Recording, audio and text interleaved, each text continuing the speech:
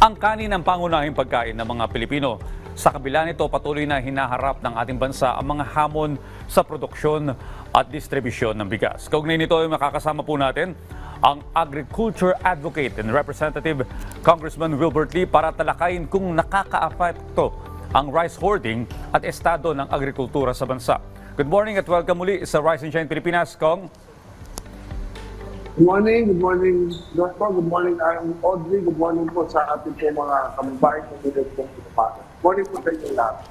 Okay, Kong Wilbert, ano po bang masasabi ninyo patungkol sa kasalukuyang kalagayan ng ating agrikultura? Well, una sa lahat, no, tayo nagpapasalamat sa ating pamahalaan ngayon kay PBBM dahil sa ngayon lang po talaga, pag napanood mo lahat po ng nakarang administrasyon, itong administrasyon lang talaga na ito ang nagbigay ng prioridad, no? Ang direksyon natin sa agrikultura, no? So ako yung natutuan na yung tamang direksyon na tayo, no? Pero kailangan po dito talaga ay concrete action na, no? Napakaraming hamon, napakaraming kailangan gawin. Ang pinakamahalaga, dapat simulan po natin ngayon na pataasin po yung lokal na produksyon dahil ito po yung talagang kasagutan para bumaba po yung ating mga bilihin, yung ating pagkain. Lalo na yung pangunahing pagkain natin, yung bigas. So ito po yung dapat natin gawin. Palakasin ang lokal na produksyon, yung pamamagitan po ng pagsusuporta, pagtutulong, pag-aalaga sa mga ating local food producers, yung pong tinatawag kong food security soldiers. O Congressman, pinigting po ng ating pamahalaan yung paglaban sa rice hoarding. Maaari niyo po bang ipaliwanag paano po nito naapektuhan nitong rice hoarding ang presyo po ng bigas?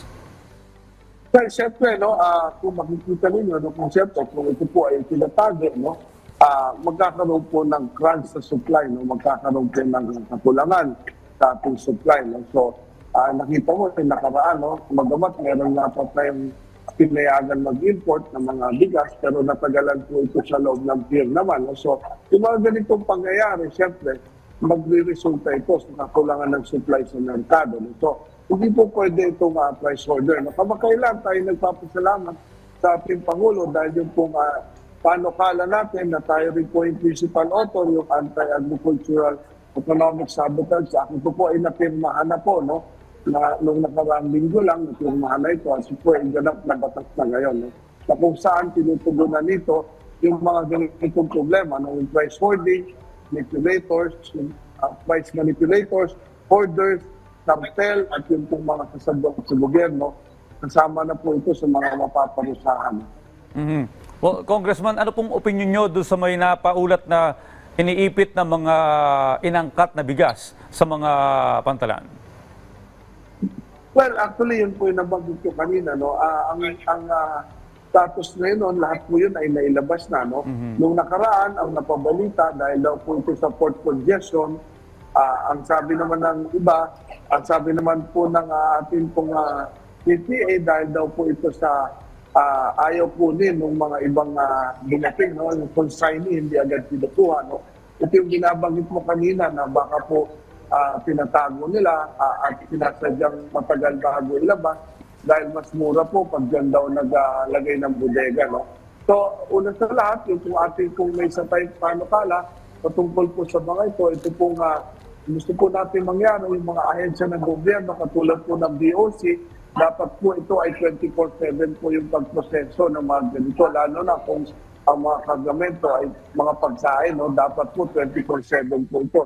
Hindi po pwedeng konting sama ng panahon, walang pasok, Sabado, Linggo, walang pasok, kailangan po ito ay gawin natin para po yung mga ganitong klaseng nangyayari ay maiwasin po natin. Pangalawa, ito pong sinasabing ayaw po kunin ng mga consignee. Siguro dapat itong paigtingin naman talaga yung pagmamonitor po, Lalo na po ngayon, meron na po tayong batas patungkol po sa mga ganito. So dapat po paigtingin natin ito, i-closely monitor natin. Kasi ang epekto nga nito, yung pong sinasabi po, kakaroon ng kakulangan ng supply sa merkado. Ito pong naipit doon sa puerto, sayang lang po yung Executive Order 62 ng ating Pangulo kung ganito po ang mangyayari. Dumating nga, pero hindi naman nailalabas agad. Siyempre, kahit anong sabihin mo, pag nandiyan po ito sa port, magkakaroon ito ng karagdagang expenses, karagdagang cost. So, mamahal din po ang bigas ulit.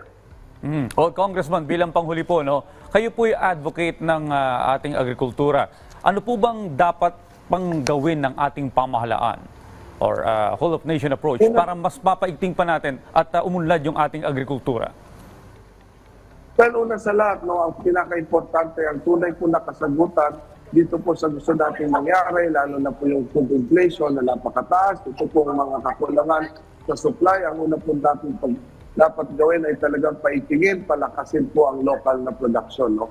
Para sa atin po, ang food security issue is a national security issue. Kapag national security po ang turing mo dito, kapag national security issue ang turing mo dito, automatically ito po ay expense item. Ibig sabihin, pinaglalaanan po dapat ito ng pondo taon-taon. No? Ang ibig ko sabihin, kung kaya po natin maglaan ng bilyon-bilyon ng mga pondo para po sa ibang proyekto na hindi naman po nakakamatay kapag hindi po ginawa, bakit po hindi natin gawin prioridad, bigyan po ng malaking pondo yung ating pong agrikultura. No? Yan po ang pinakauna. Pangalawa, yung pag-aalaga po at pagsusuporta sa ating pong mga local food producers na kung tawagin po ay food security soldiers. No?